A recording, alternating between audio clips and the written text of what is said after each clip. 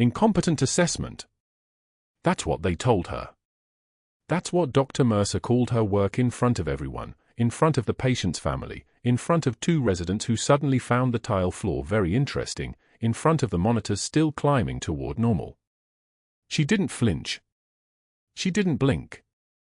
She listened with the kind of stillness that comes from having already survived worse, and when he finished his tirade about her substandard clinical judgment, she looked at him with eyes that reflected nothing, and said, "The difference between a good doctor and a bad one is that good doctors remember what they learned, bad ones forget what they never knew." Then she turned and walked out of the room. The residents watched her go. One of them whispered, "Did she just quote Sun Tzu at the chief of surgery?" But that wasn't the worst part. The worst part was what came next.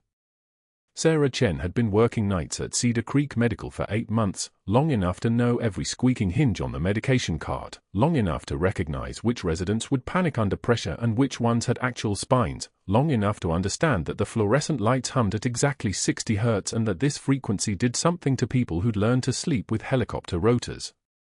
8 months of existing in the margins. 8 months of being the nurse that people forgot was there until they needed something done. The night shift suited her that way. It was easier to be invisible when the sun was gone. Cedar Creek sprawled across a full city block in Savannah, a teaching hospital with 487 beds and a reputation for trauma care that drew patients from 3 states. The emergency department smelled like stale coffee and antiseptic, that particular combination that Sarah had learned to breathe without thinking about it, the way she'd learned to move through spaces without drawing attention. Her hands were steady at 2:38 a.m. when everyone else was tired. Her assessments were precise when the attending physicians were distracted by admissions paperwork. She caught things. Small things. A medication order that didn't match the patient's renal function. A monitor strip that suggested atrial flutter instead of sinus rhythm. A patient's blood pressure dropping in a way that suggested something other than simple dehydration. She would mention these things quietly. Respectfully. "Doctor, I'm wondering if we should check a lactate level given the hypertension pattern." And the good ones would listen. The others would nod and forget her words before they finished walking away. The unit board listed her as RN Sarah Chen, which was accurate as far as these things went. 34 years old. Certified in critical care nursing. No disciplinary record. No complaints. A reference from her previous assignment that described her work as meticulous and unusually competent in crisis situations, which was careful language for something more than what appeared on paper. Inside her jacket lining, sewn into a place where only she knew to look, was a faded unit patch from a time before Cedar Creek Medical, before Savannah, before the world believed she was ordinary.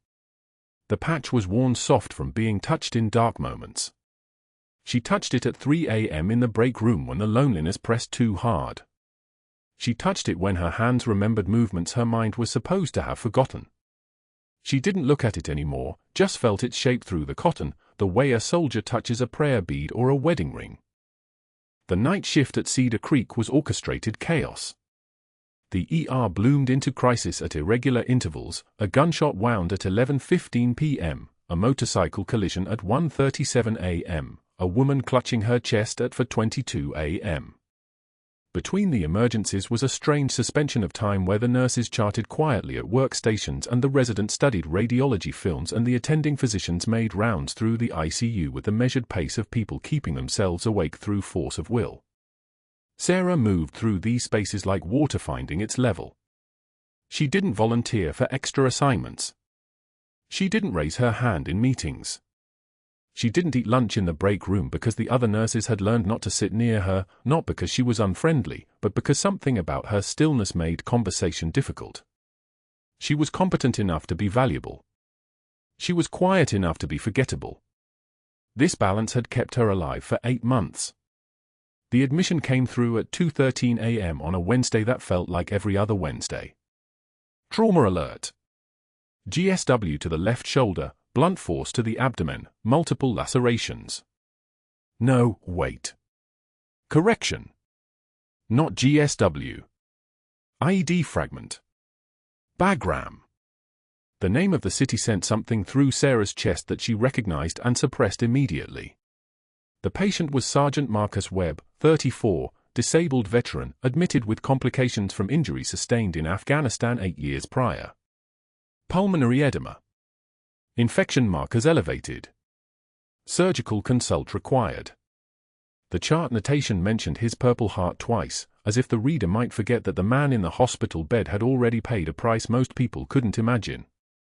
Dr. Marcus Mercer was the Chief of Surgical Services at Cedar Creek Medical. He had a corner office on the administrative floor with windows that faced the Savannah River, and he moved through the hospital like a man who understood that power isn't quiet, it's the kind of presence that makes the air pressure change. His credentials were excellent. His complication rates were within acceptable standards. His relationships with the hospital board chairman, a college roommate named Henderson, were the kind of relationships that ensured his position was secure regardless of minor discrepancies in billing records or equipment requisitions. He had built a careful structure over 17 years. Phantom procedures. Kickback arrangements with a medical supply company called Consolidated Health Solutions. Nothing obvious.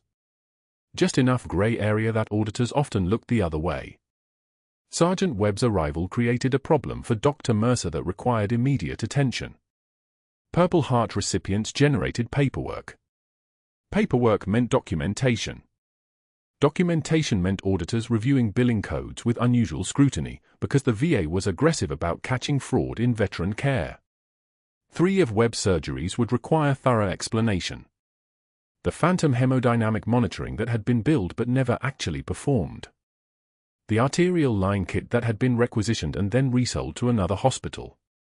The complications that had mysteriously resolved after equipment that cost the hospital $4,700 to acquire had been implemented. Mercer had 10 minutes to develop a strategy, and he used 9 of them to pour himself a coffee and make a phone call to Henderson. "We're about to have a Purple Heart case come through surgical," Mercer said into his office phone, his voice smooth as someone discussing dinner plans. "I'll need someone paying attention to his care. Someone I can trust. I'm thinking I assign his initial assessment to someone peripheral, someone competent enough not to miss critical details, but forgettable enough that her documentation won't be questioned too closely." Henderson understood. They'd been roommates at UVA, back when the world was simpler, and neither of them believed they'd ever be the kind of people who would have conversations like this. The night shift nurse? The one nobody remembers. Sarah Chen. She's meticulous. She'll catch everything. She'll document everything. And when I need to have her reassigned or, if necessary, terminated, nobody will care enough to ask questions. What if she notices the billing discrepancies? Then I'll have my investigation ready before she even opens her mouth. I'm calling in an external patient safety investigator as soon as Webb hits the floor. I want a framework in place. I want allies positioned. I want her isolated before she understands what she's seeing. The conversation lasted 90 seconds. By the time Sarah was pulling on fresh gloves in the pre-op bay, Dr. Mercer had already made for other phone calls and begun assembling a network of small favors that would eventually serve him well. He walked into the trauma bay at 2:41 a.m. wearing his attending physician expression, focused, authoritative, the kind of face that makes residents straighten their spines. Sarah was already there, her assessment half complete, her documentation already showing the kind of precision that would become crucial later. "I'll take this one," Mercer said. "Assign his initial post-operative care to night shift. I want continuity. Sarah, you're going to manage his wound assessment in 6 hours. I want detailed documentation of drainage characteristics, tissue appearance, and any signs of delayed infection." "Understood." "Yes, doctor," Sarah said quietly. The words came out as they always did, respectful, competent, invisible. She had no idea she'd just become a threat to someone. She had no idea that the choice to be good at her job was already being reframed as a liability. She had no idea that in 17 hours, she would be called into Dr. Mercer's office and told that her services were being terminated due to concerns about her clinical judgment. All she knew was that Sergeant Marcus Webb needed her attention, and her hands knew exactly what to do. Webb's wound assessment at 8:56 a.m. was routine. The surgical dressing was clean. The edges of the incision were approximating well. The tissue beneath showed the expected inflammatory response. Sarah documented each observation with her usual precision: clean fibrinous exudate. Edges well approximated. No signs of dehiscence. Pain controlled. Patient tolerating position changes. She was thorough. She was professional. She was doing exactly what she'd been trained to do. And then Sergeant Marcus Webb, who had served 11 years in 2nd Battalion, 5th Marines, who had trained combat medics in field surgery, who had seen enough military medical procedures to recognize the difference between someone following a protocol and someone remembering something, watched her hands move across the incision site with a precision that belonged to a different world.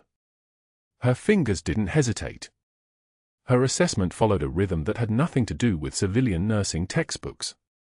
And when she moved his arm to check for any restriction of movement, the way she supported his shoulder used the smallest amount of force necessary, which meant she understood the specific way that injury affected weight distribution in a wounded body. "How long?" Webb asked quietly.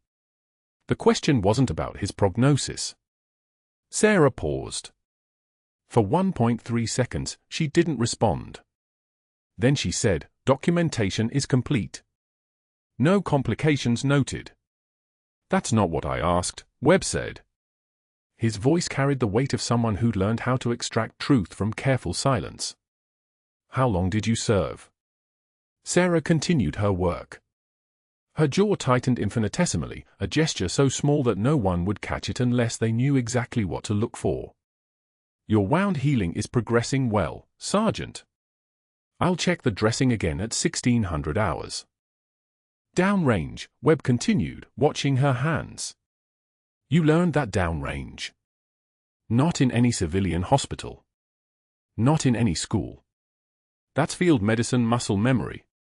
That's what they train you when the only equipment you have is what fits in a pack and the nearest hospital is 8 hours away by helicopter."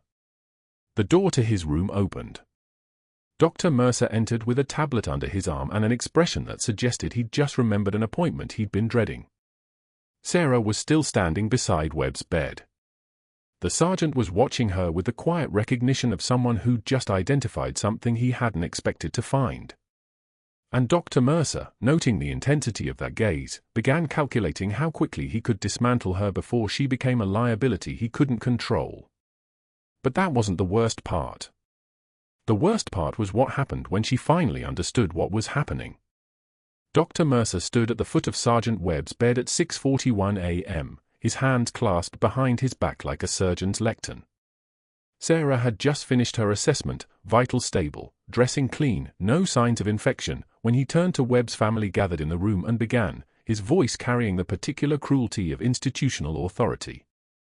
"Her charting is incomplete," Mercer said, gesturing at Sarah without looking at her. "Look at the assessment notes. Vague. Unprofessional. This is what happens when you hire nurses based on," he paused, letting the silence finish his sentence. "Well, let's just say Cedar Creek Medical standards used to be higher." Webb's sister leaned forward. Sarah's hands remained steady, though the antiseptic smell of the room suddenly felt suffocating. She did not flinch. She did not speak. "Captain Chen's assessment is accurate," Webb said quietly. Mercer's eyes flicked toward him. "You're a patient, Sergeant. Not a medical professional. Ms. Chen here made 3 errors in her medication review alone. 3. For someone who's been here 8 months, you'd think she'd understand hospital protocol by now." He turned to the family. "Your brother is receiving care from someone still learning the job. That should concern you." The room went so quiet you could hear the ventilator's mechanical wheeze in the adjacent bed. Webb's sister looked at Sarah with uncertainty now, not anger, but doubt. That was the architecture of Mercer's cruelty. He didn't need to make them hate her. He just needed to plant the seed that she wasn't good enough. Sarah made a note on the chart. Her pen didn't shake. The break room at 11:13 a.m. was where the second blade fell. Sarah had pushed open the door to find 4 nurses gathered around the small table: Martinez, Greenfield, Johnson, and Reynolds. Their conversation stopped immediately. The fluorescent light above buzzed its mechanical rhythm. She moved toward the refrigerator. None of them looked at her. 5 seconds later, 3 of them stood and left. Only Martinez hesitated, her fingers wrapped around a cooling coffee cup. Sarah opened the fridge and reached for the lunch she'd brought: turkey sandwich, apple, water bottle. She could feel Martinez wanting to stay, wanting to speak. Instead, Martinez set down her cup and followed the others out. The door swung shut with a soft pneumatic hiss. Sarah sat at the table alone and unwrapped her sandwich. She had worked the night shift long enough to know the signs. Mercer had spoken to them. Not aggressively, not with threats. Just suggestions. Just the kind of gentle poisoning that doctors specialized in, the implication that associating with Sarah was a career risk, that her incompetence might somehow taint their records if they stood too close. She ate her sandwich. It tasted like nothing. By noon, the write-up was posted on the unit bulletin board outside the supply room, the place every nurse passed at least twice per shift. Sarah stood in front of it, reading the words that Dr. Robert Mercer had signed at 8:22 a.m. Incident report: medication administration error. Staff member: Sarah Chen, RN. Date: yesterday's date. Incident: failure to verify contraindicated medications for patient Marcus Webb. Nursing assessment shows critical lapse in medication review protocol. Pattern of incomplete charting noted. Recommendation: mandatory retraining required. Pattern monitoring recommended. It was a masterwork of bureaucratic cruelty. Not quite an accusation. Not quite a threat. Just enough documentation to begin building a case, with just enough specificity to sting. Contraindicated medications. She had checked them 3 times. Webb's chart was perfect, she had made certain of it. But perfection didn't matter.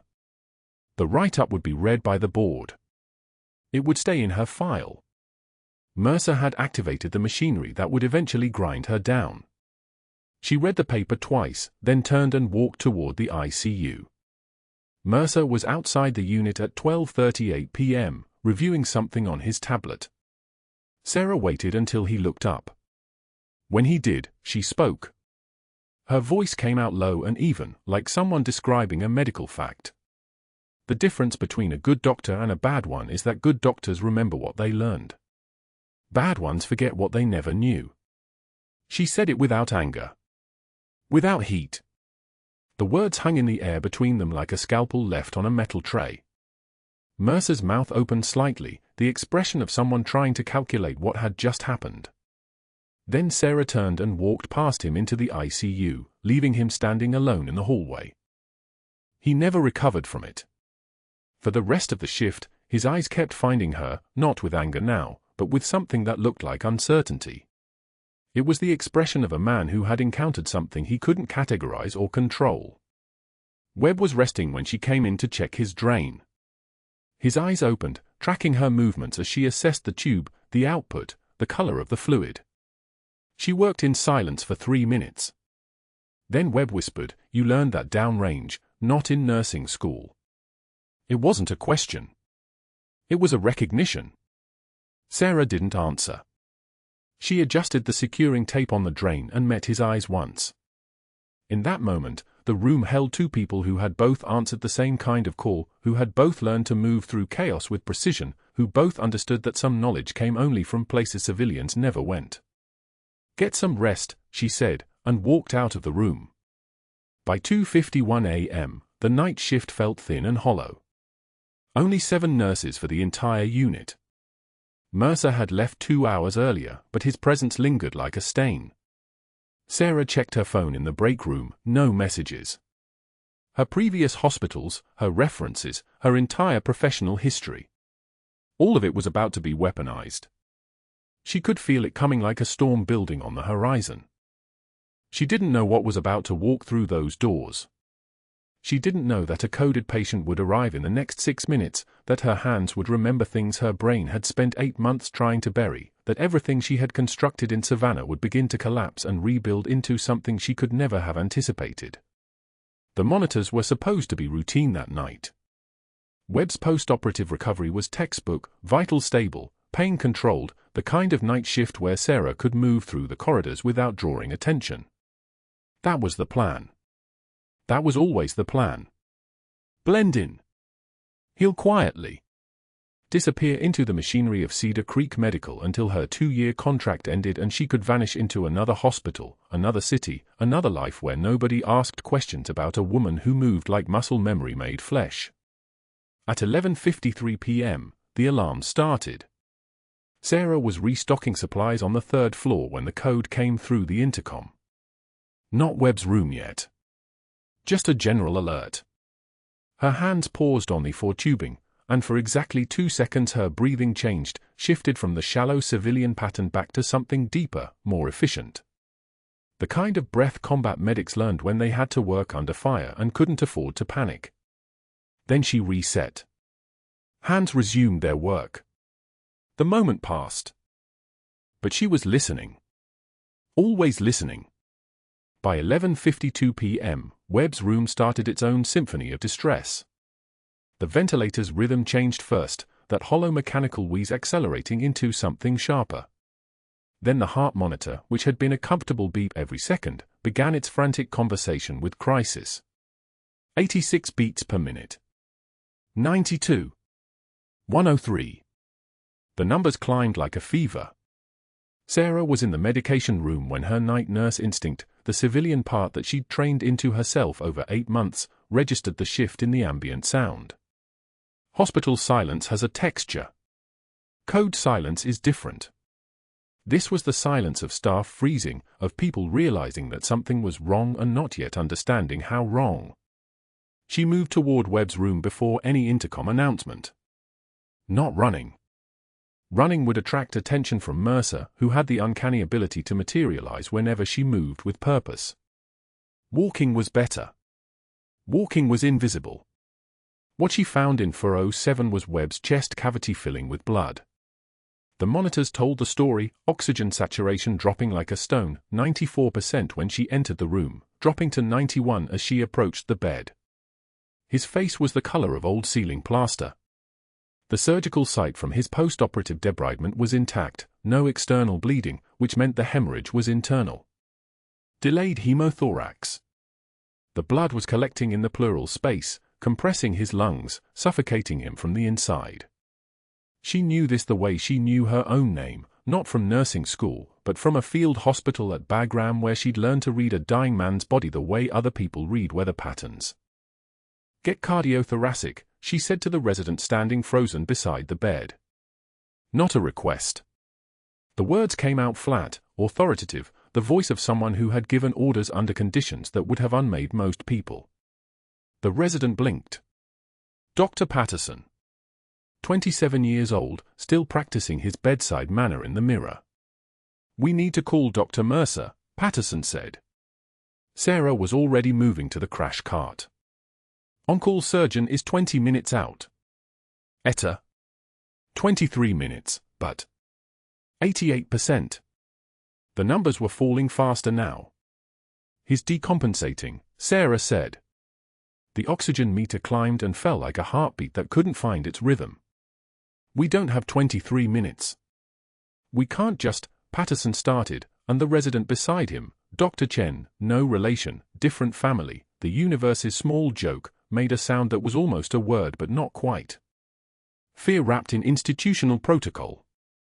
The standard response to a crisis was to escalate, to wait for authority, to follow the chain of command even when the chain was drowning. Sarah opened the crash cart and found what she needed on the 3rd pull, a surgical scalpel, still sterile in its paper sleeve. The handle was cold against her palm. Her fingers remembered its weight with the accuracy of muscle memory that predated her nursing license by 7 years. Before Cedar Creek Medical. Before Savannah. Before the Pentagon had buried her records and told her to disappear. She moved to Webb's left side, the fifth intercostal space, midclavicular line. Her hands knew the anatomy the way a violinist knows the neck of an instrument. There was no hesitation. No prayer. No moment where she looked to the residents for permission. The scalpel opened his chest with a single precise motion. Not tentative. Not questioning. A field thoracotomy performed with the certainty of someone who had done this before under conditions that would have turned this sterile operating room into something from a nightmare. The blood came. It always came first. The hiss of air escaping under pressure. That sound, that distinctive rush of pneumothorax venting, meant the chest cavity was decompressed. Meant she had the anatomy right. 86%. She was already inserting the chest tube, positioning it at the fourth intercostal space for drainage. A catheter would have been cleaner, more comfortable, the way medicine was supposed to be done in a place with fluorescent overhead lights and time and backup. But there was no time. Time was a luxury, and Sarah had never been wealthy. The tube went in. Crimson fluid drained through the collection chamber like a punctured water balloon. The sound of the monitor changed almost immediately, that frantic beeping beginning to slow, to find its rhythm again. 89%. Get a large bore for line in his right arm, Sarah said, still not looking away from the monitor. Type and cross for 6 units. Push 500 milliliters normal saline wide open. Both residents moved simultaneously. Something in her voice, or perhaps something in the absolute absence of doubt in her voice, had triggered their nervous systems to obey. This was not a request for consensus. This was not the collaborative model of modern medicine. This was command structure, pure and distilled. 92%. The oxygen saturation climbed steadily now, the numbers spacing out like a breath returning to normal rhythm. 94. 96. 98. The ventilator's wee softened. Webb's color was still wrong, still that shade of death, but the trajectory was changing. The numbers were moving the right direction. In medicine, in combat, in the thin space between breathing and not breathing, the direction of the numbers was everything. Sarah stepped back from the bed and became aware of 2 things simultaneously. The first was that the room had gone dead silent except for the monitors. Patterson and Chen were staring at her with the expression of people who had just watched a stranger appear and perform a surgery that 3 years of residency training had never equipped them to execute. The kind of stare that comes when the impossible walks into your room in scrubs and a name badge that says a nurse. The second was Webb himself. His eyes were open, tracking her with the precision of a man who had spent his own career recognizing capabilities that civilians couldn't see. He was watching her hands. Not her face. Her hands. And in the fluorescent glare of the OR lights, he could see what she had always kept hidden, the calluses that didn't come from for insertion, the surgical precision that wasn't taught in any accredited program, the muscle memory of someone who had operated on living human beings in conditions where the alternative to success was explaining to families why their son or daughter wasn't coming home. His lips moved. Barely a whisper. Nightingale. Not her name. Not even close. A call sign. The operational designation from a unit and a time and a life she had been ordered to forget. Sarah turned away from the bed without responding. He's stable. Get him to OR. Tell cardiothoracic they're looking at a traumatic hemothorax with successful emergent drainage. Chart everything. She walked out of the room before anyone could ask her name. The corridor was empty at 11:58 p.m., just the way corridors are when the rest of the night shift is buried in paperwork or coffee or the small wars of their own professional lives. She made it exactly 14 steps before the intercom crackled with her name. Sarah Chen to the administrator's office. Immediately. The words hung in the fluorescent hum like a sentence waiting for execution. She knew what was happening. She had known it was coming the moment her hands had moved with the kind of certainty that doesn't exist in civilian nursing. The moment she had given an order instead of requesting one. The moment the technique had been right instead of good enough. The moment everyone in that room had realized they were working alongside someone who had no business being a night shift nurse at a community hospital in Savannah. She walked to the administrator's office anyway, because the alternative was running, and Sarah Chen had learned long ago that the people chasing you always run faster when you do. The moment the doors to the surgical wing swung shut behind Sarah, Dr. Mercer's hand was already reaching for his phone. He didn't walk to his office. He didn't sit down. He stood in the corridor outside the ICU, jaw tight, and made the first call to Richard Claiborne, chairman of Cedar Creek Medical's board of directors and his college roommate from Duke, the kind of connection that had smoothed over 3 malpractice settlements and a nursing shortage that should have triggered state investigations years ago. The call connected on the second ring. "Richard, we have a problem," Mercer said, his voice carrying the practiced urgency of a man accustomed to being heard. "One of my night shift nurses just performed an authorized surgery. Open thoracotomy. I need her credentials pulled and her license flagged before she causes a death we can't explain away." There was a pause. Mercer could hear Richard's breathing shift from casual to administrative. "How serious?" "As serious as it gets. She's dangerous. Unstable. The kind of liability that costs hospitals millions." The words came smoothly because Mercer had already rehearsed them during the surgical debrief, how to transform Sarah's life-saving intervention into a threat. "I'll make some calls," Richard said finally. "Don't let her near another patient." Mercer hung up and immediately dialed St. Augustine Medical in Jacksonville, Sarah's previous assignment. Her references. The places she had worked before Cedar Creek, where he'd been told she'd resigned suddenly under circumstances that nobody discussed. The hospital records administrator answered on the fourth ring. "I'm calling regarding a former employee, Sarah Chen," Mercer said, his tone shifting to the collaborative concern of one physician protecting another. "We're conducting a disciplinary investigation and I'm trying to understand if there were any prior incidents. Medication errors. Boundary violations. Anything that might indicate a pattern of unsafe practice." The administrator's voice tightened.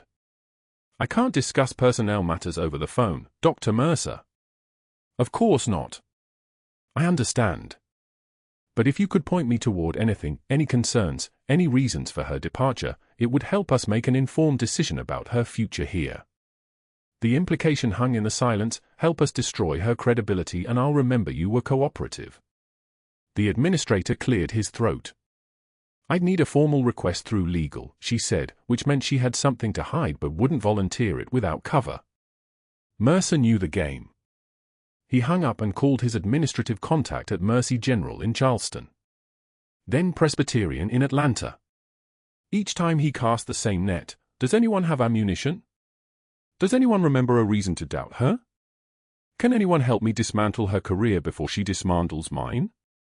By 11:38 p.m., Mercer had already contracted an external patient safety investigator, a woman named Dr. Patricia Hollis who specialized in medical board defense and prosecution, the kind of consultant who understood that every hospital had complicated money, every administrator had vulnerabilities, and sometimes the best defense was launching an offense so thorough that the opposition had no oxygen left to breathe. He sent her an email marked urgent. "Dr. Chen has engaged in an authorized practice of medicine, specifically performing an emergency thoracotomy without physician orders or credentialing. I need documentation of every deviation from protocol, every witness statement, every piece of evidence that demonstrates she exceeded her scope of practice. The goal is immediate termination and potential state licensing board referral." It wasn't a request. It was a war declaration. Mercer had learned long ago that people like Sarah Chen, quiet people, competent people, the kind who didn't network or socialize or build political capital, were vulnerable precisely because they assumed the system was meritocratic. They assumed that doing good work was enough. That saving lives spoke for itself. Mercer knew better. He knew that systems didn't protect people who knew too much and said too little, and Sarah had just demonstrated that she knew exactly what his billing scheme looked like and exactly how to stop it. By midnight, his network was activated. The board chairman was making calls to the state medical licensing board. The external investigator was drafting a formal complaint. The references were either protecting themselves or offering ammunition, and either way, Mercer was building a case. But as Sarah sat in her apartment near Victory Drive, she understood exactly what was about to happen. She'd received the notification at 11:53 p.m., an automated message from Cedar Creek's personnel department indicating that she was being placed on immediate administrative suspension pending an investigation into a violation of scope of practice during an authorized medical intervention. It wasn't a firing. Not yet. It was the administrative equivalent of a guillotine set to fall at the moment that suited them most. She'd read the language 17 times, searching for the angle, the argument, the defense. There was none. Because the truth, the only defense that would actually work, was sealed behind a national security directive that she couldn't break without ending everything. Operation Resolute Sabre didn't officially exist. The extraction team she'd been part of, the civilian casualties that had forced the decision to disappear her, the reason her name had been scrubbed from every military database, none of it was supposed to be discussed, disclosed, or defended in any civilian court of law. Her commanding officer's final words to her had been explicit: "You were never there. You were never trained. You were never Captain Sarah Chen of the 1st SFOD Delta. If you surface, if you use any of that in your defense, you're facing federal charges for espionage and violation of classified protocols. This is your new life. Protect it by staying invisible." She'd understood then. She understood now. She had no defense. She had no witnesses who could verify her training. She had no records that she could point to without becoming a federal crime. She could not say, "I performed an emergency thoracotomy because I've been trained in field surgery under fire by the best trauma surgeons in the special operations community." I could not say, "I've trained for this exact scenario for 12 years. I could not say, "I know what I'm doing because I've done it before," when the alternative was letting soldiers die. She could say nothing. She could only watch as Mercer's network destroyed her, and she could not fight back without destroying her own life in the process. At 3:06 a.m., Sarah sat in a corner booth at the Crescent Moon Diner on Victory Drive, the kind of place that stayed open for insomniacs and truck drivers and people who had nowhere else to be at an hour when most humans were sleeping. Her coffee had gone cold 20 minutes ago. The cup was still in her hands, the liquid inside it now the color of rust, skin forming across the top where the steam had stopped rising. Her reflection stared back at her from the darkened window beyond the booth, pale, exhausted, civilian. A person nobody would have recognized as anything other than a tired nurse at the end of a long shift. The diner smelled like old grease and burnt pie crust, the fluorescent lights overhead casting everything in a sickly yellow that made skin look like it belonged to the dead. The waitress, name tag reading ... probably 70, definitely past caring about why people ordered coffee at 3 in the morning and then didn't drink it, had stopped asking questions after the second hour. Sarah's phone sat on the table next to the cold coffee. No messages. No calls. The Cedar Creek Medical message was still there, timestamped 11:53 p.m. Immediate suspension. Investigation pending. The subtext was clear: "You're finished." She pulled up her previous employment at St. Augustine Medical, Jacksonville, where she'd worked for 18 months before transferring to Cedar Creek. That resignation had been necessitated by a Colonel Reeves appearing in her apartment and explaining that her security clearance had been flagged, that someone had gotten too close to asking the right questions, and that she needed to disappear from Jacksonville by end of week. She'd resigned without notice. No forwarding address. No explanation. That reference was already compromised. They probably had instructions that if anyone from Cedar Creek called asking questions about her departure, they were authorized to say whatever kept her from returning. Mercer would have already been calling them. Of course he would have. The man was predictable. Competent within his network, but predictable. He would activate every tool at his disposal. He would call in favors. He would fish for ammunition. And he would find nothing concrete, which meant he would fabricate something more persuasive. By morning, there would be witness statements. By afternoon, there would be documentation of unsafe practices. By the end of the week, there would be a state board referral that would not care whether the accusations were true, only whether they were documented thoroughly enough to justify suspending her license. She couldn't fight him. Not without becoming a federal crime. That was the mathematics of her situation. Mercer had leverage because he had nothing to lose, no classified past, no national security directive, no Pentagon directive making her legally forbidden from defending herself. Sarah had everything to lose, which meant she had already lost. She picked up the cold coffee and drank it, because at least the taste, bitter, rancid, like something pulled from a medical waste bin, was honest. It matched the feeling in her chest, which was the hollowing sensation of watching every civilian identity she'd built get dismantled by a man whose real crime she couldn't prove because exposing his crime meant exposing herself. The MacGuffin was still in her jacket, zipped in the inner pocket where she'd kept it for 8 months. The faded unit patch, Special Forces insignia barely visible on fabric that had been washed 100 times, stitched into the lining by hands that belonged to her in some other life, some other identity where she had a name and a rank and a place in an organization that actually protected people who served it. She could throw it away. That was the thought that had been circling her mind for the last hour. She could walk to the trash can, drop the patch into the bin with the coffee grounds and the uneaten pie, and walk out of the Crescent Moon diner as nobody. No identity. No past.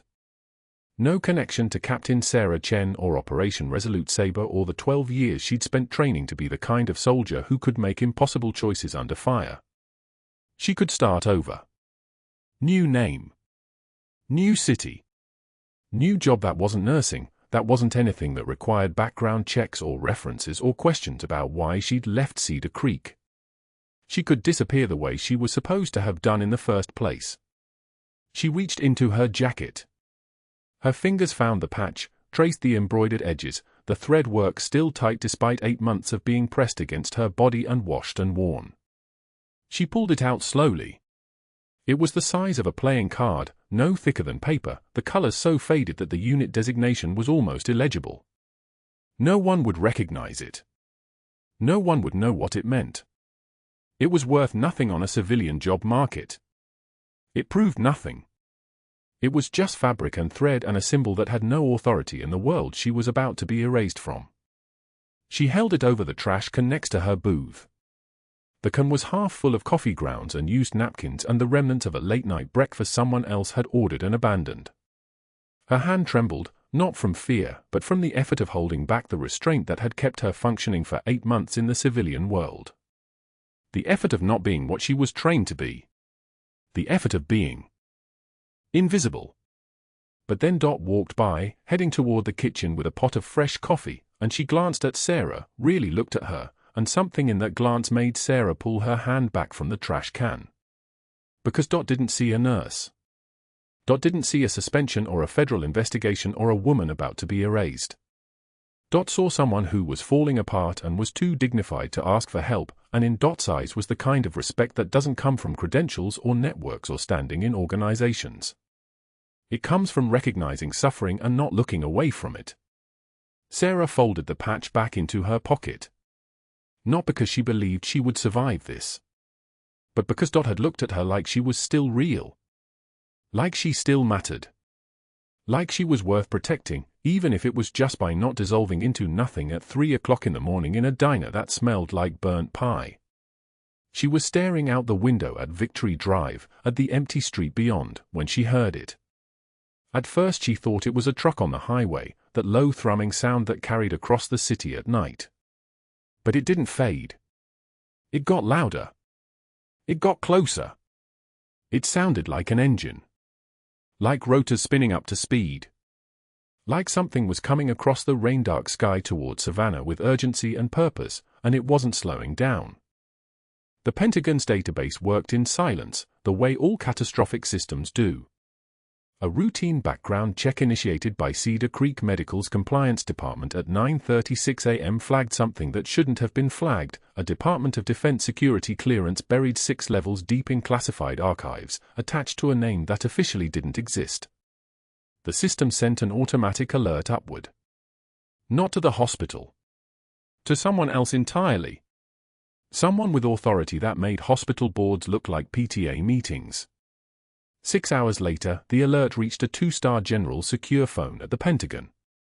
Dr. Mercer had scheduled the termination hearing for 2:13 p.m. in the hospital's boardroom on the 3rd floor.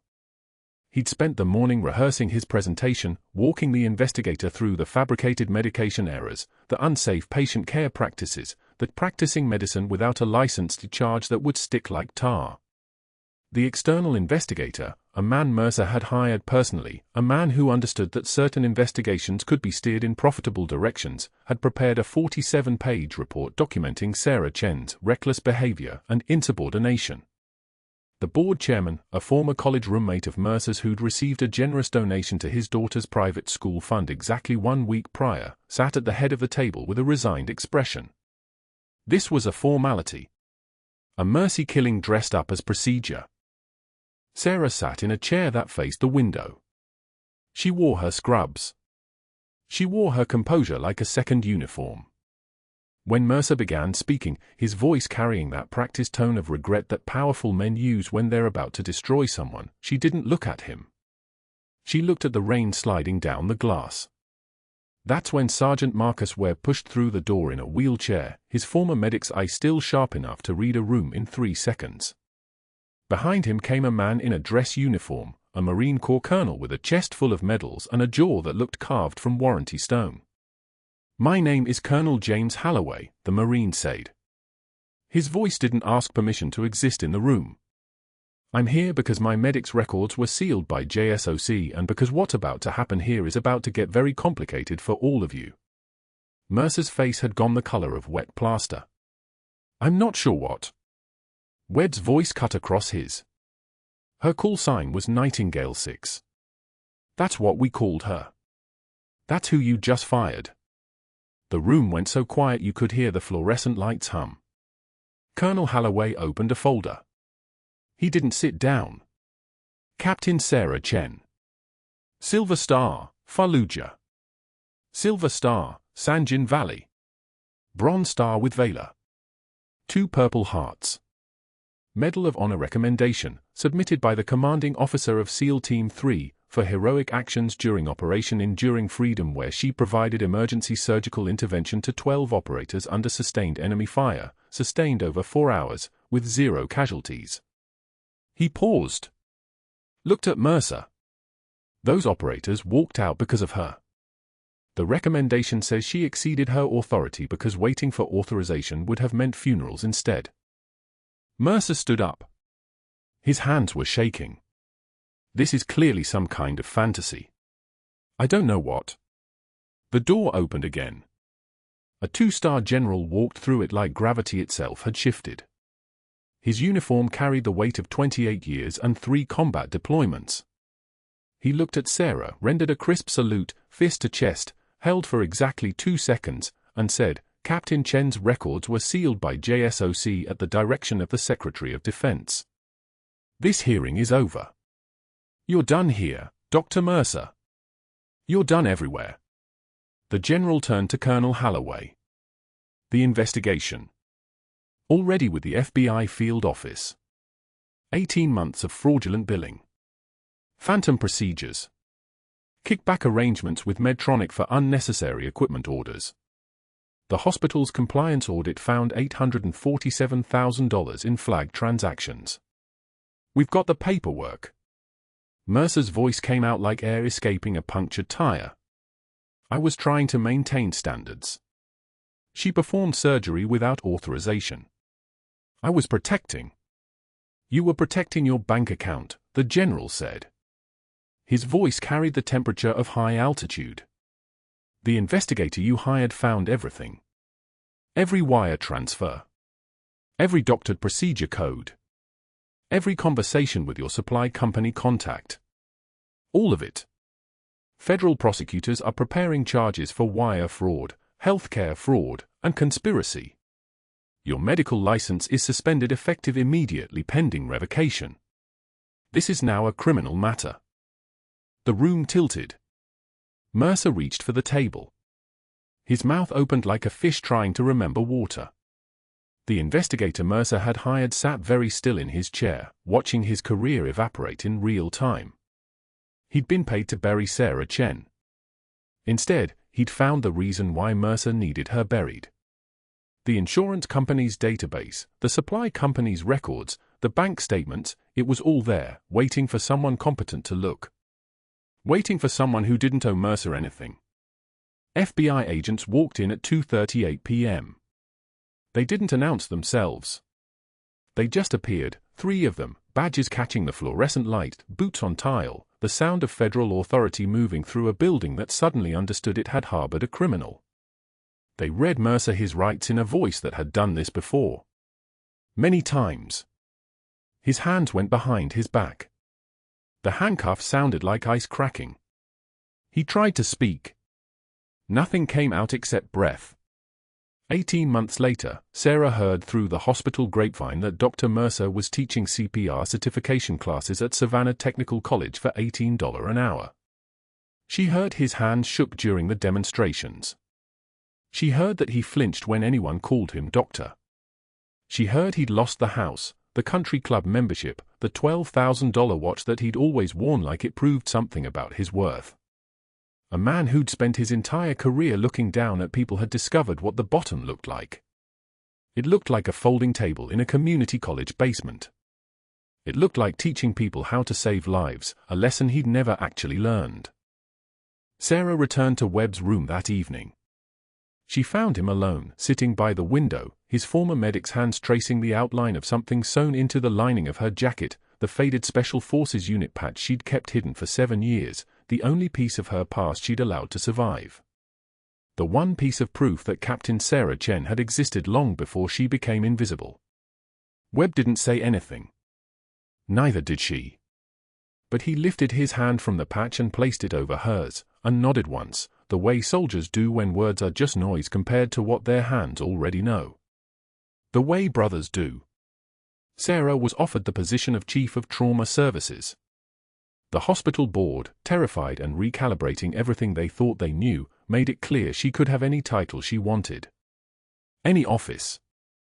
Any authority the building could grant. She accepted the position with a single condition: she returned to night shift. She returned to scrubs. She returned to the blood and the broken bodies and the impossible math of saving lives with not enough hands and not enough time.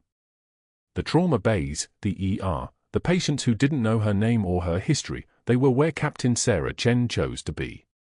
Not because she had to hide anymore. Because that's where her fight was now. That's where it had always been. The trembling wasn't fear. It was restraint, years of it, finally released into something that mattered. Sometimes the bravest warriors don't carry guns. Sometimes they carry stethoscopes and they walk into rooms where people are dying and they don't flinch. They don't hesitate. They save. So here's the question: if someone told you that the quietest person in your workplace was hiding something extraordinary, would you believe them? Or would you keep making assumptions about people you've never actually seen? Drop a comment and tell me, have you ever been completely wrong about someone? Before we go on, thank you for watching. Please hit like, it really helps. Subscribe if you're new. And leave a comment letting us know you're here. We love hearing from you.